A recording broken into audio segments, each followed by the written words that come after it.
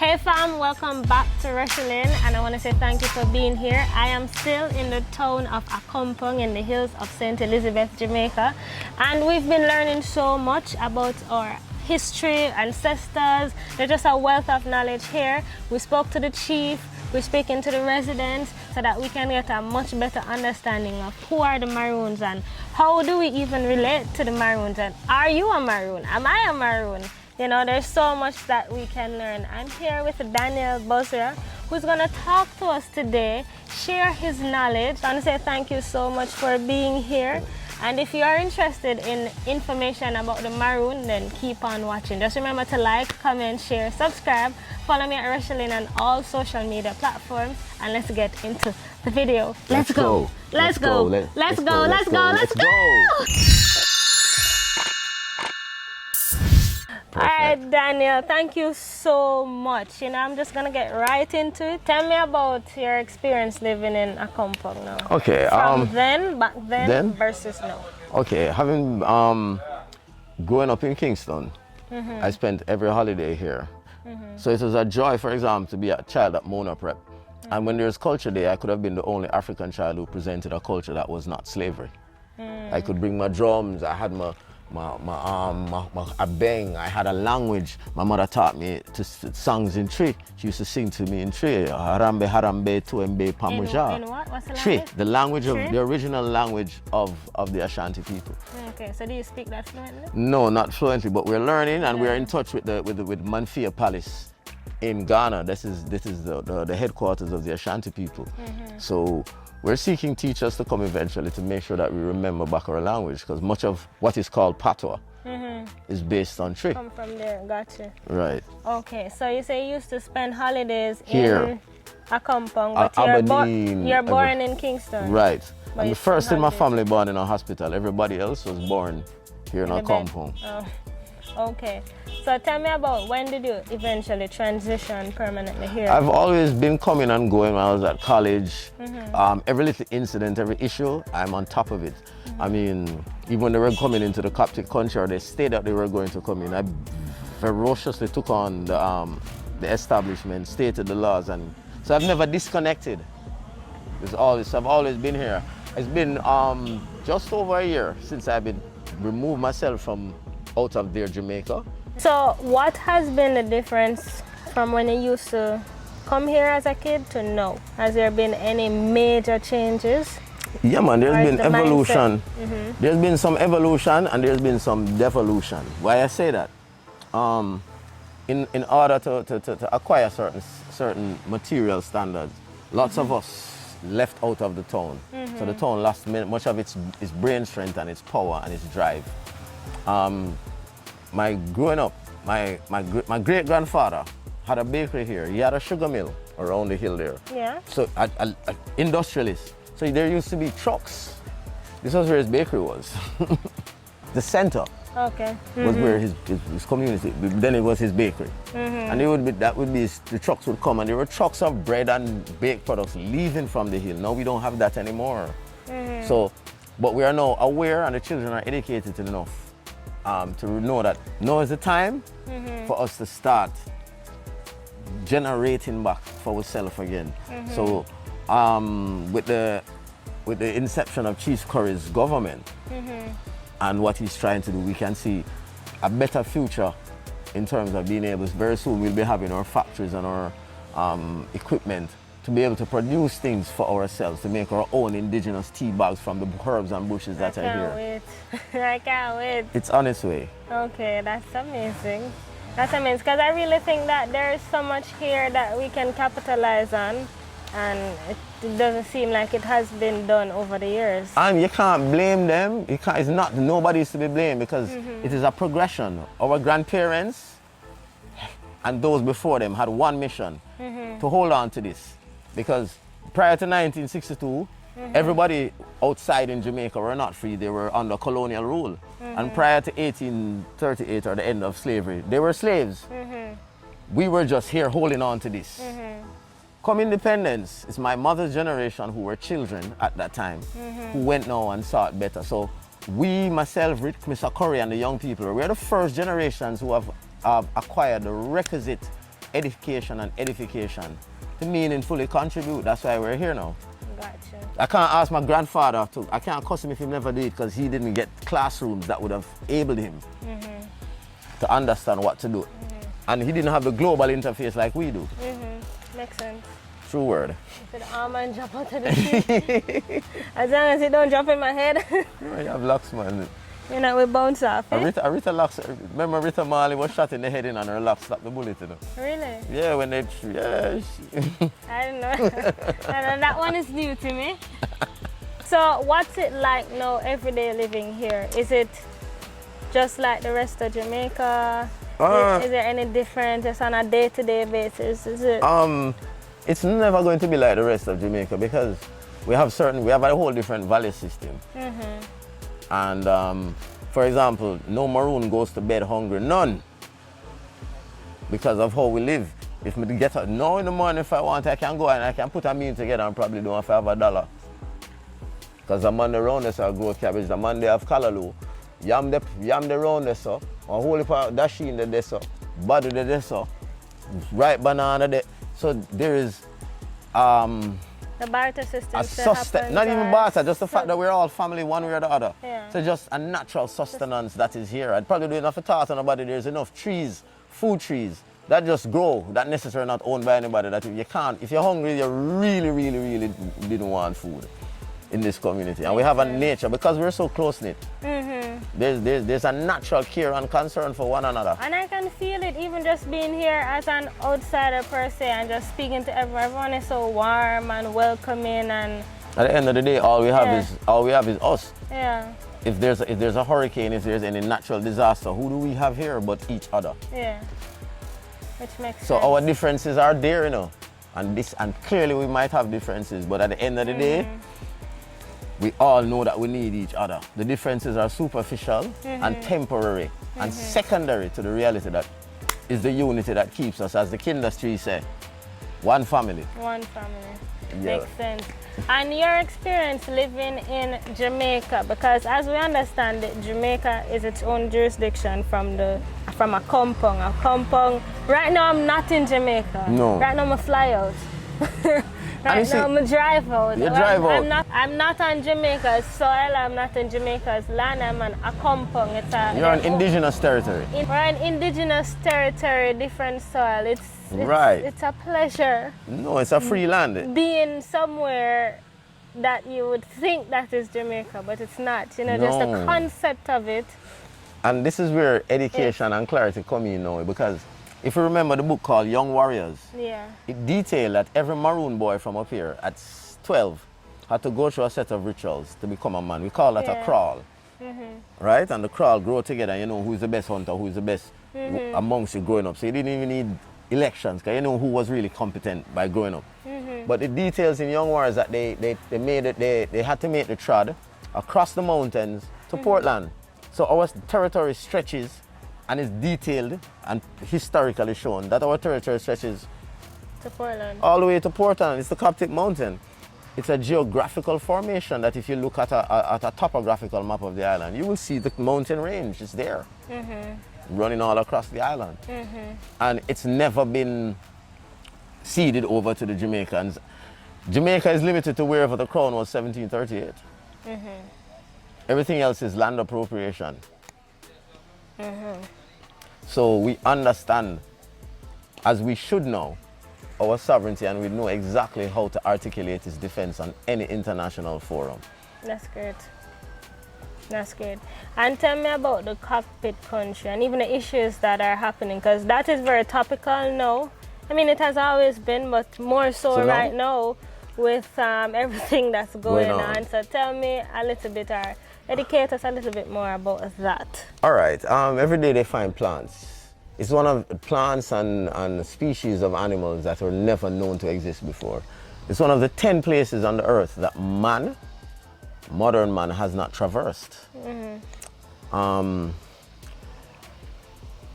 wealth of it is in the land itself. Meaning, the greatest resource we have is water. It provides 60% of the island's water comes from here and trickles down. Water is more valuable than oil in every country in the world.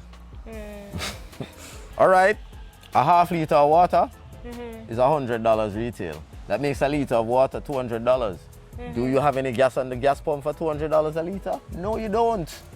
Yeah, right now, yeah. Well, it just reached there. Reached there. It just reached the there. Price very high. While water has been at $200 a liter for years. Yeah. Having not been geologically surveyed, it means that the geological wealth is untold. The University of the West Indies did what they call the geochemical map of Jamaica in 1992. The map details that this area has 96 percentile per tonnage uranium. Okay. Go back to the, ask the university for a copy, the geochemical map of Jamaica. So what does that mean, really? It means that anywhere you find uranium also means that gold, diamond, and precious metals, the kind of pressure that it would have taken to create these mountain range, would have created that kind of pressure would have created diamonds. I remember as a child, there's a part way back in the bush where our ancestors, they took me, I remember we'd go in the camping in the bush as a child. And our ancestors have a place where they dug coal out of the ground for fire. Now, anywhere there's coal, inevitably there's also diamond. That's the wealth. So even when they want to mine and they say bauxite, the bauxite is sold at $1,800 a ton. Well, after they extract the bauxite, they don't pay us for the precious rare earth metals that value at $70,000 a ton. So that's how the real wealth is. The future depends on the stuff that we have. So we have to protect it because we have to make a choice between life and money. Because money is not life. So we can't let anybody offer us money to dig out the earth because then you lose the earth. You leave the earth, forgo that money, and you have real life because you can use the earth to grow food to maintain life. What would be your position if they were to mine the lands and to give you all the money, or give you what the Maroons believe is a fair trade? There's no fair trade. There's no trade. There's no fair it's uncompromising, unconditionally uncompromising, because it would be the death of Jamaica itself. Because you destroy here, and this is where it supplies the water.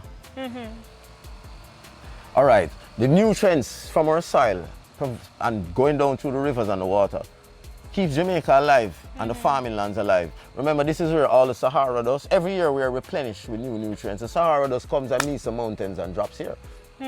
So every year our soil is replenished with new nutrients and it runs down via the water and provides nutrients to the soil down there to keep Jamaica alive.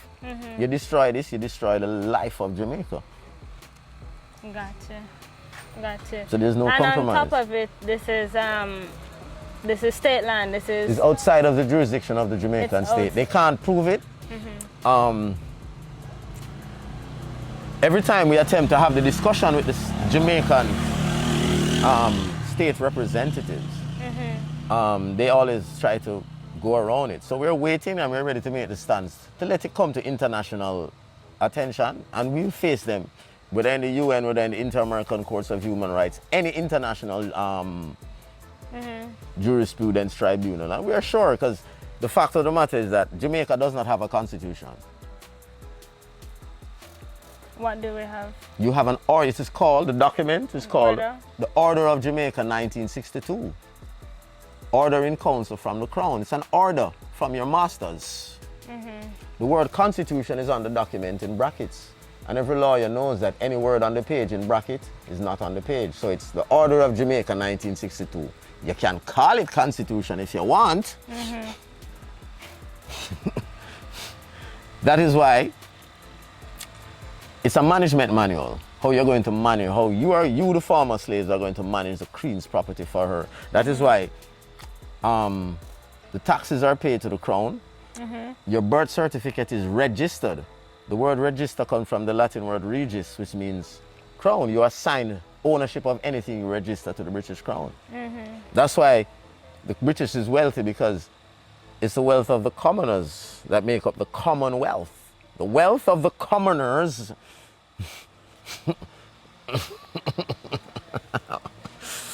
Then if you register every child, you register everything. It's counted as British wealth.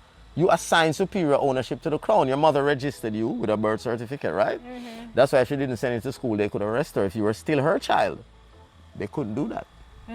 You now become the asset of the state of Jamaica. The state of Jamaica is a company, you know. And that company owned by the Queen. No Jamaican is a shareholder of the state of Jamaica. They're assets of the state of Jamaica. Your birth certificate has a red number at the bottom. Make a phone call to any international broker and say, good afternoon, I'd like to check the value of a stock. And he say to you, give me the stock number. And you give him that red number on your birth certificate, and he will tell you within a minute or so what you're valued as a stock to the company called the state of Jamaica. This is scary. But this is good information. But this is what it is. So for example, in my defense of the Coptic, and police come up here, we can't rebuff them. Even when them carry me down there, I'm like, I'm not. Because I acknowledge that, this court document come in full capitals. I do not, that's not a noun. A noun is capital followed by common. Talk to me about that whole experience. What was that day? No, it's par for the course for me. Because I was made to understand that my role and responsibility with whatever education and edification I acquire is to defend this and defend the rights. That's why it was a purposeful mission and intent to understand this that I understand. It's not by chance, it's not ad hoc. It was, we have to decipher and decode Mystery Babylon for our people. What had happened that day? Because you had an encounter with the police officers. When they came, the police came here. Police officers came here once, and at 8 o'clock we're telling Maroons to go to their bed based on the disaster. And I'm like, this, you have no jurisdiction here. And he pulled his gun, and I just went live. I'm like, what you doing? So the police officers from state of Jamaica came into the state of Accompong after 8. Telling us to go to bed. Telling you to go to bed because we have an 8 p.m. curfew. Jamaica has an 8 p.m. curfew. An 8 p.m. curfew. Right. So you're telling him that he has no jurisdiction here, and then he pulled his gun. What happened after that? Well, people come out and we just adamantly made our stance, quoting section 4, subsection 1 of the document they call the Constitution. It states unequivocally and categorically that anything that was in place before 1962 stands after 1962. Before 1962 it was in place, you couldn't chat to Maroons. Ergo, after 1962, continue still not being able to chat to Maroons. This is the same thing why they couldn't change the Bank of Jamaica. The Bank of Jamaica is a 1958 colonial institution. How do you get independent and your central banking is still owned by your former colonizers? You're being played. Seriously, that's jacks. That's a game of jacks right there. And we're educated and edified in a direction to never understand it.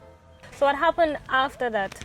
I don't remember. All I remember is that they left the town. They left. And then I just rolled up a spliff and drank some drinks and chilled. Sounds like a good evening to be. Yeah. But you see, these are understandings that we have to have. For example, one of the things is that we want to start having births here again because the majority of Maroons who are born here are old. The majority of the young people are born in Jamaican hospitals holding Jamaican birth certificate. It's just a matter of time when there's no Maroons left born here and the government would probably plan to come up here and say, but you're all Jamaicans, and scoop them off if they were not Maroons with this understanding. And if we weren't taking steps to detach ourselves and to provide ourselves with our own identification that does not subscribe to their legal fallacies, then they're planning to come one way or the other, hoping that they're hoping that the young men and women who would acquire this level of edification would have been more beholden to their society than to this, because this is supposed to have nothing to offer. They're supposed to offer you everything.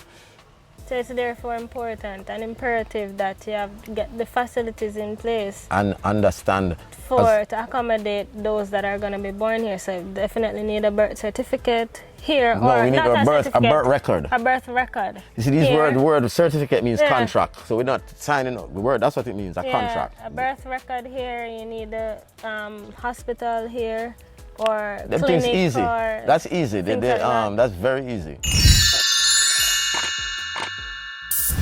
Well, just tell me a little bit about who Daniel is and what does Daniel do? Oh, I run the Cannabis Cancer Center. I heal cancer and other ailments using cannabis oil. The oil extracted from cancer. I understand the science of the endocannabinoid system. That's a system in the human body discovered in 1988, specific to cannabis. There's a system of receptors in your body. They call it the endocannabinoid system. I've been doing that 13 years now, standing on my indigenous rights. We're fortunate enough that family them were able to afford to send us to good schools, grew up in Kingston, live in the right, in quote unquote, in the right neighborhoods. Fortunate enough to have been seen by Michael Manley as a child and Eddie Siaga. And these two men, both of them were instrumental in edifying my mind and grooming me. You understand me? My father was a West Indies cricketer. He was offered, in the 70s, he was one of the men offered to go to South Africa. He was the only man who did not take that $1 million. So I grew up in a house where my first lesson was integrity over dirty money. Okay. And my father set that example, so I can't even pretend like it means nothing to me.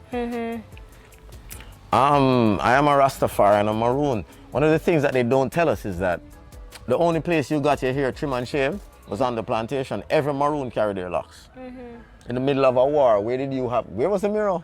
Where was the beauty shop? I never thought about that. Of course. They always show images of Maroons with them hair cut. Where? In the middle of a war. Where? In this jungle? Trim and shave for who? Our women wanted lions, not pussycats, so... Okay.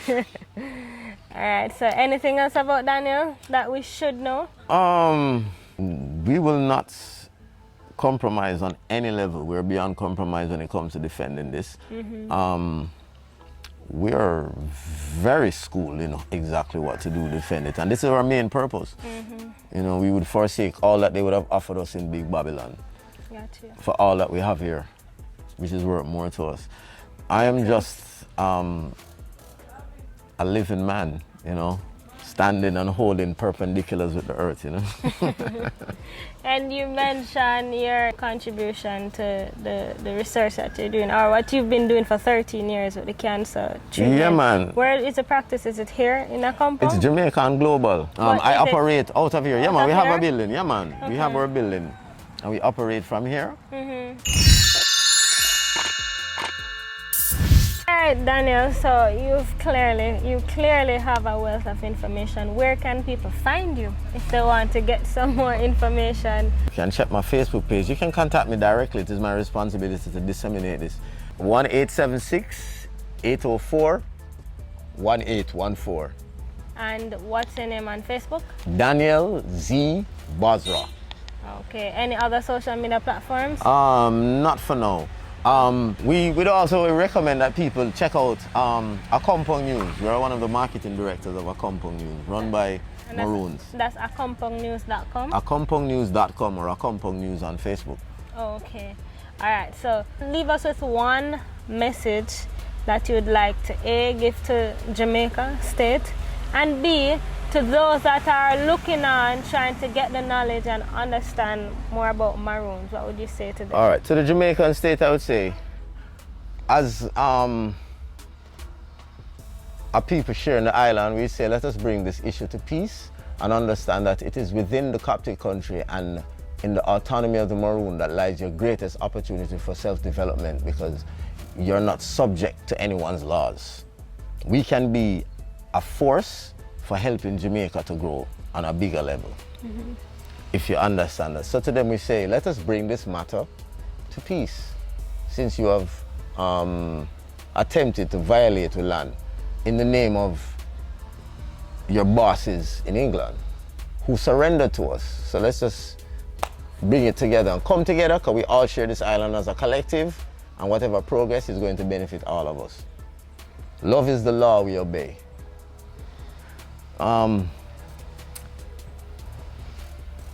To the general world, we say, look forward to greater things, because the fact that we have been here for all these hundreds of years means we're going to be here much longer. And as it is evident, we are on the rise, so rise with us. All right, so on that note, I want to say thank you so much for speaking to me and for speaking to us. You have shared so much information that, we have to go in and digest and do the to research. Think about it and to do some research. You're Yes. correct, to see what makes sense, because with everything, and I try to tell my audience, like in any information that you get, you should try and do some research. Don't just take anything for granted. Do some research behind it. A girl, I did go good school, How school you go again? Well, yeah, this channel is really about entertainment and education at the same time. So it's edutainment, it's informing you while entertaining you. And you've definitely informed us while giving us a little bit of your personality to entertain. I hear the sound, and it's calling me home, home, home. I hear the sound of an African drum. Sounds of a land I long to roam. Yeah, hear the sound when the African drum call, and respond to it. Yeah. Be who you are. Which is right. Be who you are. Be who you are. Alright, so I want to say thank you guys for watching. If you found this interesting, informative, I want to say thank you so much. And I want to say please leave your comment below. Let me know your thoughts on what was discussed. I mean, I know a lot of you have a lot of opinions on the matter. Please leave them below. We'll chat as well. Daniel will be in the comment section below responding to you. So comment if you have a question, further questions, leave them in the comment section as well. Press a thumbs up, share it with your friends and family so they too can get the information. And remember to subscribe. I'm going to say bye! So this is the end of the 4-part series of my visit to Accompong in October 2021. Special thanks to Chief Richard Curry for answering the myriad of questions that the family and community had for him. These questions and answers are found in episodes 1, 2, and 3 of this series, and I will link those videos below so you can watch it if you haven't done so. As you know by now, Chief Richard Curry is the head of the indigenous Maroon sovereign state in the hills of St. Elizabeth, Jamaica, called Accompong. One go. Put me to shame.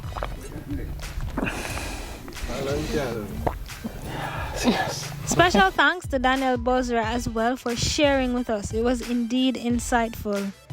Major shout out to you guys, my family members, the real troopers, for coming back every Sunday to watch these videos and all the other videos on my channel. My love and no bad. Leave a comment below, let's chat. Like, share, subscribe, and stay tuned for more videos. I'm gonna be posting at least twice per week for the rest of the year, so look out for those Thursdays and Sundays, and maybe one more in the middle. Anywho, I'll see you guys later. We're on the road to 100,000 subscribers, so help me get there by sharing the videos and encouraging your friends and families to come on board. Alright? The journey begins. Let's go. Let's go. Let's go.